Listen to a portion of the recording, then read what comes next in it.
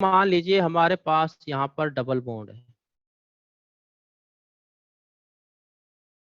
ठीक है।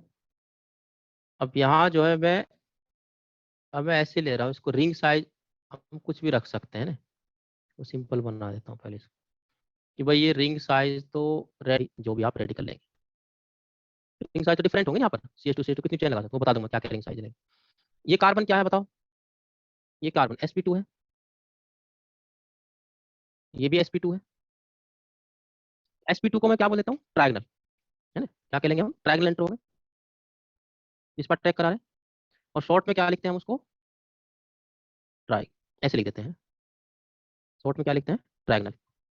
अब देखिए दूसरा मैं कह रहा हूँ कि यहाँ पर जो है जो रिंग होगी तो वो तो चेन लगी होगी यहाँ पर, जो भी होगी n number eight CH2 group होंगे।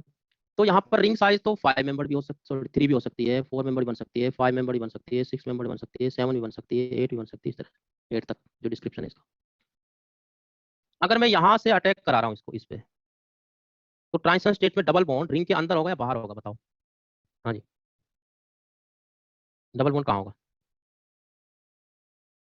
अगर हम यहाँ पर इसको हमने साइक्लाइज करा दिया, तो हमारे पास जब ट्रांजिशन स्टेट बनाई हमने, तो ये डबल बॉन्ड जो रेडिकल है वो बाहर आएगा, तो 0.5 बॉन्ड यहीं से तो ब्रेक हुआ था, है। तो क्या होगा हमारे पास, ये अंदर होगा या बाहर, बाहर है, आउट है, इसको क्या बोलते हैं, एक्सो, या क्या कहलाता है, एक्सो। ठीक है, इतना समझ आ गया। हाँ जी, इसमें तो कोई दिक्कत नहीं है। ये sp2 हाइब्रिडाइज कार्बन है, तो उसको ट्रायंगल वर्ड यूज कर लेता हूँ। रिंग साइज तो भाई कुछ भी हो सकता है, चेन लेंथ दी होगी आपको, देख लोगे आप कितने मेंबर रिंग बन रही है। यहाँ क्या बन रहा है, एक्सो। ठीक है, तो इसको हम क्या बोलते हैं, देखो इस साइक्लेशन को क्या बोलेंगे हम, यहाँ तो लिख देंगे रिंग साइज, एन जो भी है, एन क्या है, रिंग साइज, कैपिटल एन लिखा हूं, दिस इज रिंग साइज। ठीक है, और डबल बॉन्ड कहाँ जा रहा है, बाहर, तो बाहर के लिए क्या लिख दूंगा मैं, एक्सो। जिस एटम पे अटैक हो रहा है वो कौन सा है, ट्रायगनल, तो क्या लिख दूंगा, ट्रायगनल, ट्राई। ठीक है, अगर 5 मेंबर बना है तो हम क्या लिख देंगे, 5 मेंबर को 5 एक्सो ट्रायगनल। क्लियर आ गया। हाँ जी, ये समझ आया कि नहीं ये चीज जो मैंने आपको बताई। देखो इसको ध्यान से, 1 मिनट में कोई अर्जेंट कॉल आ रही है।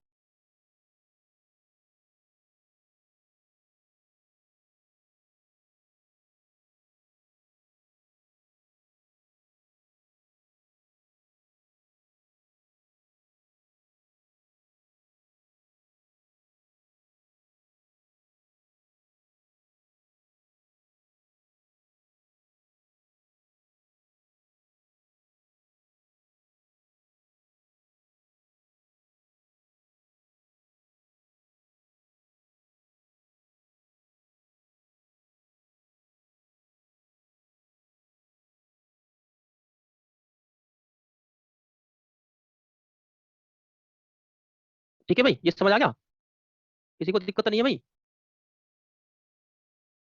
अब ट्रायंगल का मतलब तो पता होगा भाई, ये क्यों पूछ रहे हो, ट्रायंगल का मतलब क्या है, triangle planar sp2 hybridise. Clear हो गया। अब देखो, अब जो है इसमें मैं कह रहा हूँ कि अगर मैं जो है यहाँ पर इस CH2 को यहाँ अटैक करा दूं, कहाँ पर, इस वाले टर्मिनल कार्बन पे। अब चेन लेंथ तो कुछ भी हो सकती है, मैंने पहले कह दिया था, स्मॉल है, 3 4 5 कुछ भी बन सकती है, it depends on the length of carbon chain. इसमें मैं अब डबल बॉन्ड कहाँ पे ब्रेक होगा बताओ, ट्रांजिशन स्टेट में, बाहर होगा या अंदर होगा रिंग के।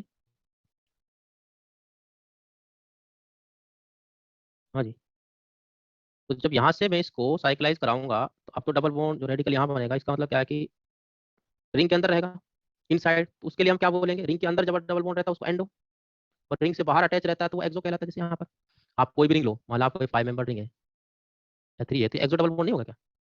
अगर मैं कहूँ आपके पास ये 5 मेंबर रिंग बन रही कहीं, और ये डबल बॉन्ड है, तो क्या एंडो नहीं कहूँगा मैं इसको।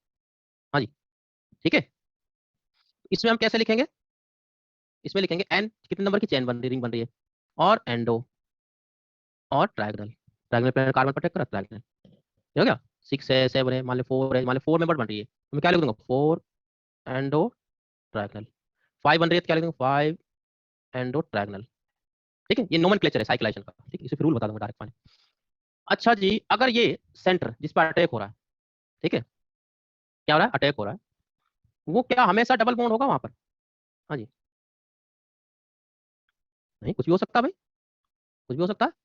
अगर यहाँ पर जिस पे आप अटैक करा रहे हो जिस भी बॉन्ड पे आप अटैक कराओगे है ना, एक्स से मान लीजिए कोई यहाँ पर ये, और ये अटैक करा रहे हो किसी भी रेडिकल से या किसी भी है, कोई भी जेड एटम ले लिया मैंने कॉमन है, चाहे आप सब्स्टिट्यूशन पढ़ो कुछ भी हो, क्योंकि रेडिकल है जो भी है, तो ये अटैक करेगा। तो अब ये तो sp3 हाइब्रिड हो कि नहीं हो गया? अब कैसा हो गया? अब टेट्राइडल हो गया है ना, क्या हो गया? टेट्राइडल। इसके लिए मैं क्या वर्ड यूज कर लूंगा? टेट। टेट लिख देंगे शॉर्ट में, टेट्राइडल। रिंग साइज में कुछ भी हो, बस ये सेंटर चेंज कर रहा हूँ, बाकी वही चीज है, रिंग साइज कुछ भी हो 5। डबल बॉन्ड कहाँ ब्रेक होगा? अब यहाँ अटैक करेगा तो बाहर की तरफ होगा अटैक, ओके नहीं? तो इसको क्या लिखूंगा? एक्सो। ये बॉन्ड ब्रेक हो रहा है, सी एक्स बॉन्ड बाहर की तरफ हो रहा है ना, तो एक्सो। क्लियर हो गया? समझ आया कि नहीं आया? ठीक है जी। अब देखो, अगर मैं ले लेता हूँ ट्रिपल बॉन्ड,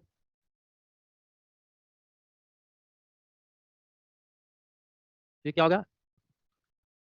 ये क्या हो जाएगा हमारा? ट्रिपल बॉन्ड मान लो मैं यहाँ अटैक कराता हूँ स्पाई बॉन्ड की तरह, डबल बॉन्ड की तरह, तो बाहर एक्सो गया। कहाँ ब्रेक हो रहा? बाहर की तरफ एक्सो। हो रहा कि नहीं हो रहा? तो ये क्या हो गया? sp hybridise. ये sp3 था। sp हाइब्रिडाइज क्या होगा? डायगोनल, या लीनियर भी बोल देते हैं उसको। तो डायगोनल के लिए इसमें वर्ड यूज करता हूँ डी आई जी। अभी एक्सो है तो एक्सो, एंडो भी तो हो सकता है ना? इसमें भी हो सकता है एंडो। ठीक है, अगर यहाँ अटैक करेगा तो एंडो इसके अंदर, यहाँ अटैक करेगा। जेड कोई एटम है, रेडिकल है, चाहे न्यूक्लियोफाइल है, कुछ भी है ना, जेड मैंने वैसे लिख दिया। अगर ये यहाँ अटैक करेगा बताओ, अब क्या होगा? डबल बॉन्ड कहाँ ब्रेक हो रहा? रिंग के अंदर, तो ये एंडो नहीं कहलाएगा क्या? जैसे पाई बॉन्ड डबल बॉन्ड था, ऐसे ट्रिपल बॉन्ड, बस वहाँ दो बॉन्ड थे, यहाँ तीन बना, तो बाकी सब कुछ वही है। जेड अटैकिंग एटम है कोई भी, जेड क्या है? अटैकिंग एटम है। This is attacking atom. ठीक है, चाहे रेडिकल की फॉर्म में हो, वो न्यूक्लियोफाइल हो, ठीक है।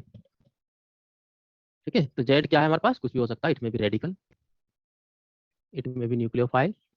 ठीक है, तो क्लियर होगा? नोमेनक्लेचर समझ में आ रहा है कि नहीं आ रहा? आगे मत जाओ, अभी मैं बताऊंगा वो, ये तो समझ में आ रहा है ना, लिख कैसे रहे हैं इसमें जो रिंग साइज है, इसमें क्या एन और एंडो। ठीक है, और हमारे पास क्या बनेगा? System diagonal D I. इसमें क्या लिख दूंगा? एन नंबर ऑफ चेन कितने की है, ये क्या होगा? एक्सो, और ये डायगोनल। इसमें क्या लिख देंगे? एन, बाहर का ब्रेक हो रहा एक्सो डायगोनल। ठीक है, अगर ये अंदर ब्रेक होता है ठीक है, मान लो कोई इस तरह का सिस्टम आ गया, मान लो यहाँ पर क्या है? कार्बन है, यहाँ एक्स है, मान लो कोई एटम है ना, और मैंने यहाँ पर जेड ले लिया।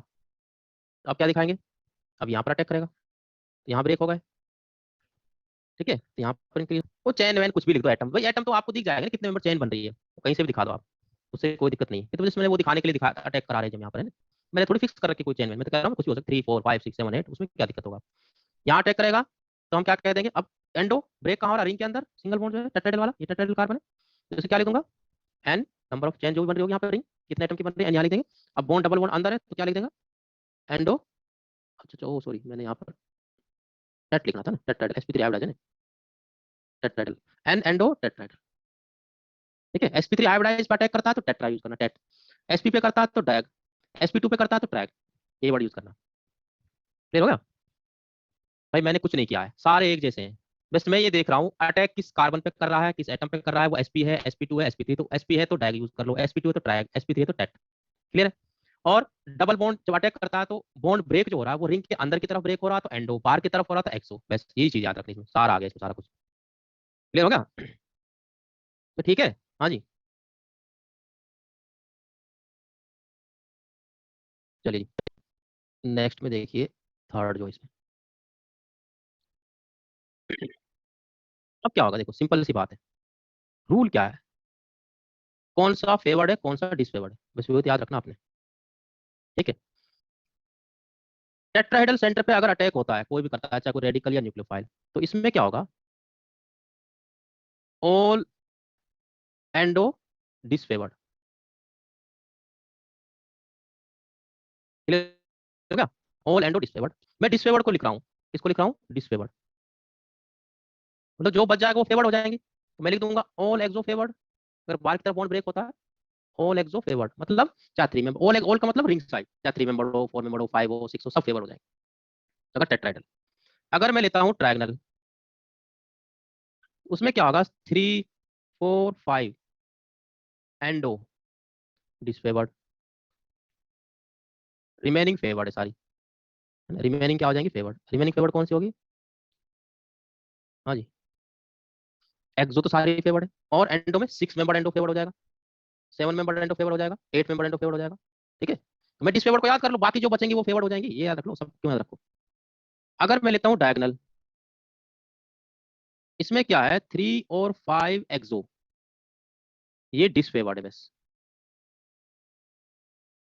रिमेनिंग फेवर्ड हो जाएंगे जो भी। कौन कौन से रिमेनिंग फेवर्ड, 5 एक्सो फेवर्ड है, 6 एक्सो फेवर्ड है, 7 एक्सो फेवर्ड है, 8 एक्सो फेवर्ड है, और एंडो सारी फेवर्ड होगी, एंडो सारी फेवर्ड होगी। तो मैंने डिसफेवर्ड को याद कर लो, जो बचेंगे वो और फेवर्ड में आ जाएंगे। क्लियर हो गया। रिंग साइज, ये रिंग साइज है, ये रिंग साइज 3 4 5 एंडो डिसफेवर्ड है, बाकी ट्रायंगल में सारी फेवर्ड होंगी, चाहे एक्सो बचे चाहे बाकी चाहे एंडो बचे। ठीक है, ठीक है, ट्रायंगल में जो है एक्सो सारी फेवर्ड है, क्योंकि ये तीन ही तो है डिसफेवर्ड। मैंने डिसफेवर्ड लिख दिया है, 3 4 5 एंडो डिसफेवर्ड है, इसका मतलब क्या हो गया, एक्सो तो सारी फेवर्ड है, और 6 7 8 एंडो वो भी फेवर्ड है, सिर्फ ये तीन है डिसफेवर्ड। इसमें सारी एंडो डिसफेवर्ड है, ऑल एंडो फेवर्ड डिसफेवर्ड, मतलब एक्सो सारी फेवर्ड है और एंडो सारी डिसफेवर्ड है। इसमें क्या है, 3 4 एक्सो डिसफेवर्ड है, बाकी सारी जितनी बची है एंडो एक्सो वो सब फेवर्ड है, इन तीन दो को छोड़ के। क्लियर हो गया, तो ये रूल याद रख लीजिए, क्योंकि आपको इसमें कुछ समझने की जरूरत नहीं है, क्योंकि ज्योमेट्री से वो बताते हैं कि क्या क्या लॉजिक रहता है, टर्मिनल एंड कैसे इंटरेक्ट करेंगे, उसके लिए एनर्जी कितनी चाहिए, ऑर्बिटल की ज्योमेट्री कैसे चाहिए, वो सारा कुछ घुमा फिरा के लास्ट में ये कंक्लूजन देता है। तो उसको याद करने की जरूरत नहीं है आपको। ठीक है, sp2 है तो एंगल को हम देखते हैं भाई, sp120 होता है, कहाँ से अटैक कर सकता है, sp टेट्राइडल है तो बैक साइड से आएगा न्यूक्लियोफाइल, ट्रेजेक्टरी 180 एंगल होनी चाहिए जैसे SN2 में होती है, तो चैन लेंथ के हिसाब से कैसे एडजस्ट होगा, वो सब चीजें मतलब कहानी बताने के बाद सारा कुछ फिर लिखता है, फिर भी याद ही रखना पड़ता है, फिर उसे ऐसे तरह उस रूल को देख के तुरंत हम बता देंगे कॉन्सेप्ट को। ठीक है,